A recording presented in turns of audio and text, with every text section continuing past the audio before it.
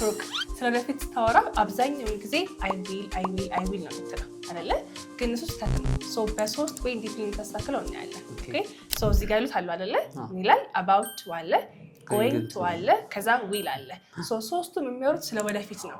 ግን የትኛው መቼ ልጠቀም ነው እናያለን right now። ኦኬ ሶ about to ስትል እንደዚህ ላደርግ ነው ማለት ነው።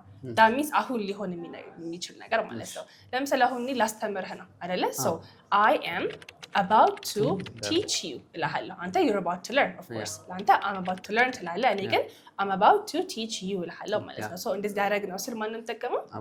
about to good going to ሲሆን ደግሞ planned የሆነ future ለምሳሌ አሁን ዛሬ ቁጭ ብዬ ለነገ ፕላን ማድረግ ከሆነ ነገ ሱፐርማርኬት እሄዳለሁ ማለት ፈለኩኝ። ስለዚህ I'm going to go to the supermarket እላለሁ ማለት ነው። ወደ ሱፐርማርኬት እሄዳለሁ ብዬ ፕላን አድርጌ ይዤዋለሁ ማለት ነው። ስለዚህ going to ለማን ነው?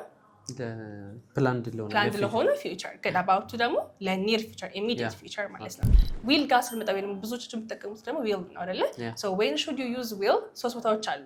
አንደኛው spontaneous decision አሁን ስትወስነው ማለት ነው ነገር ለማድረግ the other one ደግሞ prediction ወይም መላምቶች ግምት እንደዚህ ይሆናል ብለህ ስትገምት ማለት ነው።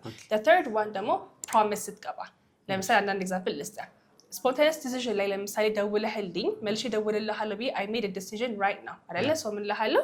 I will call you back ብዬ decide አደርጋለሁ ማለት ነው። promise ጋር ስገባ ደግሞ ለምሳሌ አንተ ጋር የሆነ ዕቃ ልገዛልህ promise ገባሁልህ አይደለ?